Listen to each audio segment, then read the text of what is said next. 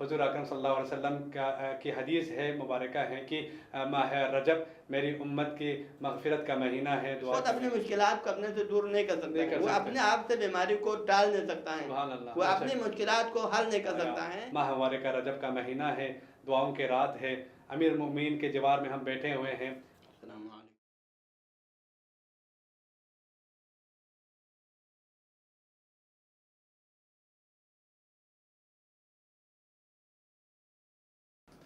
اعوذ باللہ من الشیطان الرجیم. بسم اللہ الرحمن الرحیم. السلام علیک یا امیر المؤمنین، السلام علیک یا اخا رسول اللہ، السلام علیک یا ضجیعیک آدم و نوح وعلی جاریک حود و صالح. محترم ناظرین کرام، السلام علیکم ورحمۃ اللہ وبرکاتہ.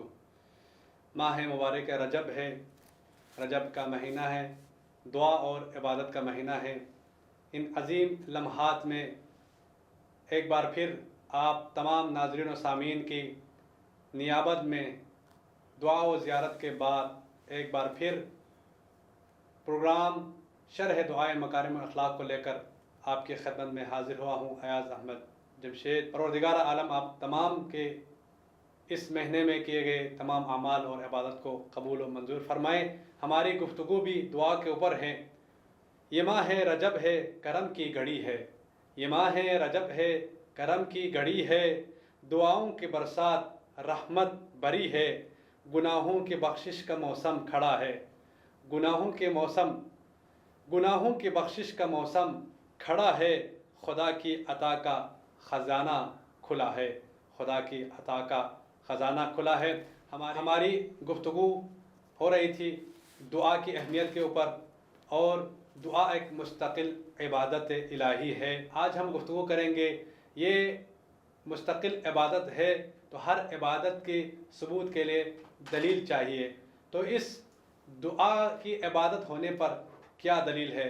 اس سوال پر گفتگو کرنے کے لیے ایک بار پھر ہم نے زحمت دی ہے حوزہ علمیہ نجف اشرف کے معروف استاد العلماء الشیخ احمد علی عابدی صاحب کو.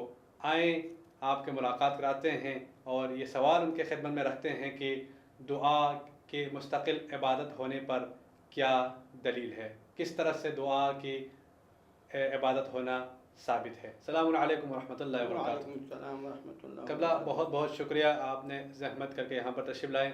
قبلہ اکثر پوچھتے ہیں، یقیناً دعا جو ہے مستقل ایک عبادت ہیں ہم نے، لیکن اکثر یہ سوال کرتے ہیں کہ دعا جو ہے عبادت الہی ہونے پر کیا دلیل ہے، اس کے عبادت ہونے پر دلیل کیا ہے، کتنے طریقوں سے یہ دعا جو ہے عبادت ہونا ثابت ہے. اس پر ذرا روشنی ڈالیے. اعوذ باللہ من الشیطان الرجیم. بسم اللہ الرحمن الرحیم. الحمدللہ رب العالمین وصلی اللہ علی سیدنا محمد واہل بیتہ الطیبین الطاہرین ولعنۃ اللہ علی اعدائہم اجمعین. قال اللہ تبارک و تعالی فی محکم کتابہ الکریم. بسم اللہ الرحمن الرحیم. ادعوا ربکم تضرعا وخفیہ انہ لا يحب المعتدین. صدق اللہ العلی العظیم. سب سے پہلے تمام ناظرین کرام کی خدمت میں سلام عرض کرتا ہوں، اور آپ برادران کا بھی شکر گزار ہوں کہ آپ نے یہاں پر بلایا. تو سوال کے جواب کے حوالے سے عرض یہ ہیں کہ یقیناً دعا ایک انتہائی اہم ترین عبادت ہے اور تقرب الہی کا ذریعہ ہے. انسان کی کمالیت میں بہت اہم کردار ادا کرتا ہے. بے شک. اور اس کو ہم جو ہے چند طریقوں سے ثابت کر سکتے ہیں. اور پہلی بات یہ ہے کہ اس کو ہم عقل انسانی کی روشنی میں ثابت کر سکتے ہیں، کیونکہ ہمارے پاس ادلے کو دو متقسم کیا جاتا ہے.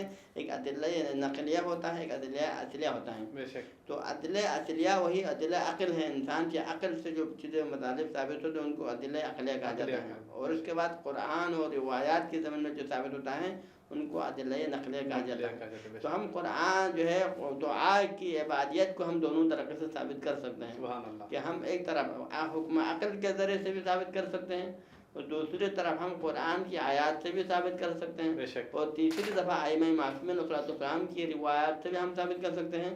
اور چوتھی بات یہ ہے کہ ہم سیرت انبیاء اور سیرت ائمہ کے ذریعے سے بھی ہم ان کو ثابت کر سکتے ہیں. اگلا سوال یہ ہے کہ عقل کی روشنی میں کس طرح سے ہم جو ہے دعا کو ثابت کر سکتے ہیں؟ عقل کی روشنی میں ہم دو طریقوں سے ثابت کر سکتے ہیں۔ پہلی بات یہ ہے کہ دعا کرنا فطرت انسانی کا ایک حصہ ہے، یہ انسانی فطرت میں اور خمیر میں شامل ہیں۔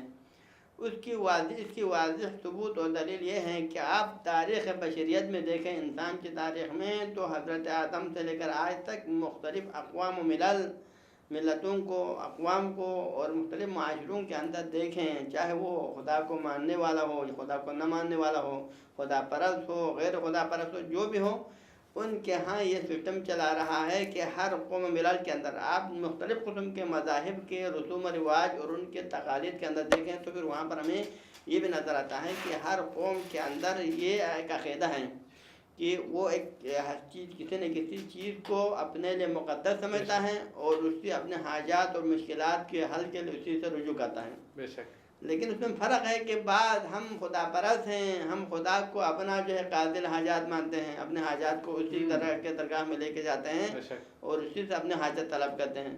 لیکن اس کے مقابلے میں جو غیر اسلامی مذاہب ہیں وہ مختلف قسم کی چیزوں کو اپنے لیے قاضی حاجات سمجھتا ہے۔ کوئی بت اپنے ہاتھوں سے تراش کر بت کو مقدس سمجھ کے اس سے اپنے حاجت مانگتا ہے، مورتی کو اپنا مقدس سمجھ کے اس سے حاجت طلب کرتا ہے۔ بعض افراد بعض حیوانات کو مقدس سمجھ کے وہاں سے اپنے حاجت طلب کرتا ہے۔ بعض لوگ چاند ستاروں کو مقدس سمجھ کے ان سے اپنے حاجات طلب کر لیتا ہے۔ بعض دریاؤں کو مقدس سمجھ کے اس سے اپنے حاجت طلب کرتا ہے، اور بعض جو ہے آگ وغیرہ دیگر بہت ساری چیزیں ہیں جن کو جو ہے اپنے لیے مقدس سمجھ کر ان سے اپنے حاجات طلب کرتے ہیں۔ لہٰذا یہ ایک مجسمہ فطرت، اس بات میں سب کا اتفاق ہے کہ انسان اپنے حاجات اور مشکلات کو طلب کرنے کے لیے کوئی نہ کوئی ذات ہونا چاہیے جس سے ہمیں حاجت کو طلب کرنا چاہیے۔ فطرت انسانی اور عقل انسانی میں فطرت انسانی کا تقاضا ہے، تو یہ عقلاً پہلا طریقہ جو آپ اس طریقے سے ثابت کر سکتے ہیں۔ اور دوسرا طریقہ یہ ہے کہ اس بات میں کوئی شک و شبہ نہیں ہے کہ انسان جس قسم کا ہی کیوں نہ ہو، چاہے وہ امیر ہو، چاہے غریب ہو، چاہے بادشاہ ہو، چاہے وہ سلطنت کا مالک ہو، جو بھی ہو، کسی نہ کسی حاجت، کوئی نہ کوئی حاجت رکھتا ہے، اس کے لیے کوئی نہ کوئی مشکلات ہوتا ہے۔ ہم یعنی کوئی بھی انسان چاہے وہ جتنا طاقتور ہی کیوں نہ ہو، یہ دعویٰ نہیں کر سکتا ہے کہ مجھے کسی چیز کی میں کسی کا محتاج نہ ہوں، مجھے میرا کوئی حاجت نہیں ہے، میری کوئی ضرورت نہیں ہے، یا میرے لیے کوئی مشکلات ہی نہیں ہیں، یہ نہیں کر سکتے ہیں۔ اب ان مشکلات کو حل کرنے کے لیے اور اپنے حاجات کو طلب کرنے کے لیے کس سے مانگے ہم؟ یہاں پر یہ سوال آ جاتا ہے۔ تو اب ہم یہاں پر اس کی مختلف صورتیں ہو سکتے ہیں کہ ایک دفعہ یہ ہو سکتی ہے آیا انسان اپنے حاجت کو طلب کرنے کے لیے، اپنے مشکلات کو دور کرنے کے لیے اپنے جیسے انسان سے مدد مانگیں، اس سے حاجت طلب کریں۔ تو اگر آپ اپنے جیسے دیگر انسان سے حاجت طلب کریں تو پھر وہاں پر ایک انسان جو خود محتاج ہے، خود اپنی مشکلات کو اپنے سے دور نہیں کر سکتا، وہ اپنے آپ سے بیماری کو ٹال نہیں سکتا ہے، وہ اپنی مشکلات کو حل نہیں کر سکتا ہے، تو پھر ایک تو یہ کہ وہ ناتوان ہیں، وہ عاجز ہیں، وہ کمزور ہیں، آپ سے مشکل کو نہیں ڈال سکتا، آپ کی حاجت کو کما کو پورا نہیں کر سکتا۔ دوسری صورت یہ ہو سکتا ہے کہ وہ انسان ممکن ہے کہ وہ آپ کی حاجت کو پورا کرنے کی صلاحیت رکھتا ہو، اس کے بعد توانائی ہو، لیکن دیگر اسباب کی بنا پر شاید وہ آپ کی حاجت پورا نہ کر سکے، مثلا کہ وہ فرض کرے دشمنی کی بنا پر، حسد کی بنا پر، یا دیگر مختلف وجوہات کی بنا پر، یا لالچ کی بنا پر، یا کنجوسی کی بنا پر شاید وہ آپ کی حاجت کو پورا نہ کرے۔ اور تیسری صورت ہو سکتا ہے کہ فرض کرے وہ آپ کی حاجت پورا بھی کرے، لیکن وہ آپ سے بعد میں آپ کو دینے کے بعد پھر آپ سے احسان جتائیں، آپ کو ذلیل کریں، آپ کو پریشان کریں، یہ بھی ہو سکتا ہے۔ تو لہٰذا یہ پہلی صورت کہ انسان اپنے جیسے انسان سے حاجت طلب کرے تو بہت سارے مشاکل ہوتے ہیں۔ اور اسی کے مقابلے میں اگر ہم اس قادر مطلق سے اگر آپ جو ہے دعا کریں جس کے حصے میں کہ جو غنی ہے، غنی مطلق ہے، جس کی صفت یہ کہ غنی مطلق ہے اور وہ اس کے خزانے میں کسی چیز کی کمی نہیں ہے کہ وہ آپ کو ادا نہ کرے، بلکہ وہ تو آپ سے بار بار مانے کہ میرے بندے میرے در پہ آ جائیں، میں تمہارے ہر حاجت پورا کروں گا، تو لہٰذا وہ غنی مطلق ہے۔ دوسرا یہ کہ وہ قادر مطلق ہے، وہ ناتوان نہیں، انسان ناتوان ہے، وہ خود اپنے سے مصیبت نہیں ڈال سکتا، آپ کی جو ہے مشکلات کیسے دور کر سکتا ہے، لیکن وہ ذات قادر مطلق ہے، آپ کی ہر مشکل کو دور کر سکتا ہے، آپ کی ہر حاجت کو پورا کر سکتا ہے۔ اور تیسری بات کہ وہ کیا ہے، اس کی وہ کیا ہے، غنی ہونے کے ساتھ ساتھ وہ اس کا جو ہے در وسیع ہے، وہ اپنے در کو کھلا رکھتا ہے اپنے بندوں کے لیے، جن کے اندر کنجوسی لالچ کا پہلو نہیں، بلکہ وہ اپنے در کو ہمیشہ کھلا رکھتا ہے، اس کے در سے کسی چیز کی کمی نہیں، وہ اس کو جو ہے اپنے بندوں کو عطا کر دیتا ہے۔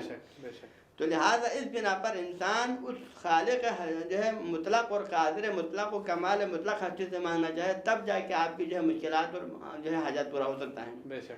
لیکن اگر آپ اس کے مقابلے میں کسی ناتوان انسان سے مدد مانگیں، یا مثلا اس کے بھی زیادہ انسان اپنے ہاتھ سے بنائے ہوئے مورتیوں سے اگر وہ اپنی حاجت کو پورا کر مانگتا ہے، یا مثلا وہ حیوانات جو آپ سے بدتر ہیں، حیوانات سے اگر کوئی انسان مدد مانگتا ہے، تو یقینی بات ہے کہ وہ چیزیں آپ کی حاجت کو پورا نہیں کر سکتا۔ لیکن یہ انسان کی جہالت ہے، لا علمی ہے یا گمراہی ہے، جس کی وجہ سے وہ ان چیزوں کو جہالت کی بنا پر اپنے لیے جو ہے کیا سمجھتا ہے، مقدس سمجھتا ہے، ان سے حاجت مانگتا ہے۔ اگر ان کو قادر مطلق اس ہستی کی معرفت ہو جائیں، اس ذات مطلق کے بارے میں اگر آگاہی ہو جائے، تو یقینی بات ہے یہ لوگ کیا کریں گے، ان چیزوں کو چھوڑ کر وہ بھی خدا کے طرف کے آگے جو ہے خدا سے اپنی حاجت طلب کریں گے۔ اور یہاں پر یہ بات جو ہمیں قابل غور بات ہے کہ انسان دنیا میں جب مادیات میں غرق ہو جاتا ہے، تو پھر وہ ہر چیز کو وہی مادہ سمجھتا ہے، مادے کو سب کچھ سمجھتا ہے، کیونکہ معاش و عشرت و مادیات نے انسان کو اپنے اصل ذات سے، اپنے خدا سے دور کر کے رکھتا ہے۔ لیکن ایک ایسا مرحلہ بھی آ جاتا ہے انسان کی زندگی میں کہ جب ان سے مادی تمام وسائل کی امید ختم ہو جاتا ہے۔ فرض کرے آپ فضا کے اندر کسی ہوائی جہاز میں جا رہے ہیں، اور وہاں سے آپ کی جہاز جو ہے مثلا وہ جو ہے کرش ہونے کا خطرہ ہے، وہاں سے جہاں جہاز میں کوئی فنی خرابی یا گرنے کا خطرہ ہے، تو پھر وہاں سے اس کے لیے کوئی مادی وسائل سارے کے سارے کے دروازہ بند ہیں۔ پھر جا کے انسان جو کہ کافر ہو مومن ہو فرق نہیں پڑتا ہے، بلکہ خود لاشعوری طور پر اس ذات مطلق کی جو ہے اس کو یاد آ جاتا ہے اور اسے پناہ مانگتا ہے۔ اسی طرح ایک مثلا جہاز جو سمندر کے گہرائی میں جا رہا ہے کہیں سفر پر، اگر وہ جہنم سمندر کے طوفان کے اندر زد میں آ جائے، لپیٹ میں آ جائے اور غرق ہونے کا خطرہ ہو، اور مادی وسائل اس کو نہ بچا سکے، تو پھر وہاں سب کے سب یکجا ہو کر اس قادر مطلق کی یاد کرنے لگتا ہے، اس کے ایک ایسی طاقت کا سہارا لینا چاہتا ہے کہ وہ اس کی مدد کے لیے تیار ہے، اس کو مشکلات سے نجات دے سکتا ہے۔ اس کی واضح مثال یہ ہے کہ فرعون ہے، کہ فرعون ایک زمانے میں خود بادشاہی کا دعویٰ کر رہا تھا، وہ اپنے آپ کو قادر مطلق سمجھتا تھا، اپنے آپ کو غنی مطلق سمجھتا تھا، لیکن جب یہی فرعون دریائے نیل میں غرق ہونے لگے اور اس کے لیے اپنے بادشاہی کام نہیں آیا، اپنے مال و دولت کام نہیں آیا، اپنے جاہ و سلطنت اس کے لیے کام نہیں آیا، اور بیچارہ ہونے کے بعد پھر اس نے بھی خدا کو یاد کرنے لگا کہ آج میں موسیٰ کے خدا پر ایمان لاتا ہوں، اور موسیٰ کے خدا مجھ مشکل سے نجات دے سکتا ہے۔ یہاں یہ جو ہے آپ کی دلیل ہے کہ انسان اس قادر مطلق سے ہی پناہ مانگ سکتا ہے، وہی اس کی مشکلات کو دور کر سکتا ہے اور اس کے جو ہے انسان کی حاجت کو پورا کر سکتا ہے۔ یعنی اسی سے ہمیں پتہ چلتا ہے کہ جس سے کنیکشن پیدا ہو جاتے ہیں، جس کی طرف جھکاؤ ہو اور وہ صحیح معنی کی طرف جھکاؤ ہو، تو وہی عبادت ہے۔ یعنی قادر مطلق کی طرف پروردگار عالم سے ہم مدد مانگے، وہ شرک نہیں ہے بلکہ عبادت عبادت ہے۔ ہمارے لیے ابھی آگے جو ہے ایک دلیل کی طرف اشارہ کیا ہے، لیکن ابھی آیات قرآنی اور احادیث معصومین کی ضمن میں ہم نے دعا کی اہمیت کو بھی ثابت کرنا ہے، تو یہ انشاءاللہ ہم کیونکہ کہیں پروگرام طولانی نہ ہو، اس وجہ سے ہم اس کو اگلے مرحلے کے لیے رکھ لیتے ہیں، اور انشاءاللہ قرآنی آیات اور ادعیاء معصومین کے دعا جو ہے روایات اور ان کے مبارک کلام کے ذریعے سے بھی ہم ثابت کریں گے کہ دعا کی اہمیت و افادیت کیا ہے، وہ انسان کی زندگی میں اس کا کیا مقام رکھتا ہے۔ سبحان اللہ، سبحان اللہ، کیا کہنے قبلہ، بہت شکریہ، آپ نے ہمیں بہت بہترین احسن طریقے سے آپ نے ثابت کر دیا کہ دعا مستقل عبادت ہے، یہ شرک نہیں ہے۔ ناظرین کرام، دعا کی عبادت مستقل عبادت ہونے پر گفتگو فرما رہے تھے قبلہ استاد بزرگوار شیخ احمد علی عابدی صاحب کی دعا مستقل عبادت ہے۔ آج گفتگو ہوئی عقل سے کس طرح یہ دعا ثابت ہے، لاجک اور منطق سے کس طرح یہ ثابت ہے کہ دعا ایک مستقل عبادت ہے، اس پر گفتگو فرما رہے تھے قبلہ استاد شیخ احمد عابدی صاحب۔ یقیناً دعا جو ہے مستقل عبادت ہے۔ یہ ماہ مبارک رجب کا مہینہ ہے، دعاؤں کا مہینہ ہے۔ انشاءاللہ آپ تمام کے نیابت میں ہم جوار امیر المؤمنین علی بن ابی طالب سے دعا و زیارت کرتے رہیں گے۔ آپ بھی اپنے دعاؤں میں ہمیں یاد رکھیں اور ہمارے پروگرام کو دیکھتے رہیں۔ میں ان اشعار کے ساتھ اپنے پروگرام کا اختتام کرنا چاہتا ہوں کہ یہ لمحہ کون سا لمحہ ہے؟ یہ لمحہ عبادت کا پیغام لایا، ماہ مبارکہ رجب کا مہینہ ہے، دعاؤں کے رات ہے، امیر المؤمنین کے جوار میں ہم بیٹھے ہوئے ہیں، اور یہ اشعار جو ہیں آپ سب کے لیے ہیں کہ یہ لمحہ عبادت کا پیغام لایا، خطاؤں کے بدلے میں انعام لایا۔ ماہ رجب کا مہینہ ہے، خطاؤں کے بدلے میں انعام لایا۔ حضور اکرم صلی اللہ علیہ وسلم کی حدیث ہے، مبارکہ ہے کہ ماہ رجب میری امت کی مغفرت کا مہینہ ہے، دعا کا مہینہ ہے، تو ہمیں دعا کرنی چاہیے کہ اس مہینے میں کہ خطاؤں کے بدلے میں انعام لایا، دلوں کو سکون کا بہار ملا ہے، دلوں کو سکون کا بہار ملا ہے، دعا کا خزانہ دوبارہ کھلا ہے، دعا کا خزانہ دوبارہ کھلا ہے۔ دعا ہے کہ پروردگار عالم ہمیں اس مہینے میں زیادہ سے زیادہ دعا، مناجات اور استغفار کرنے کی توفیق عنایت فرمائے۔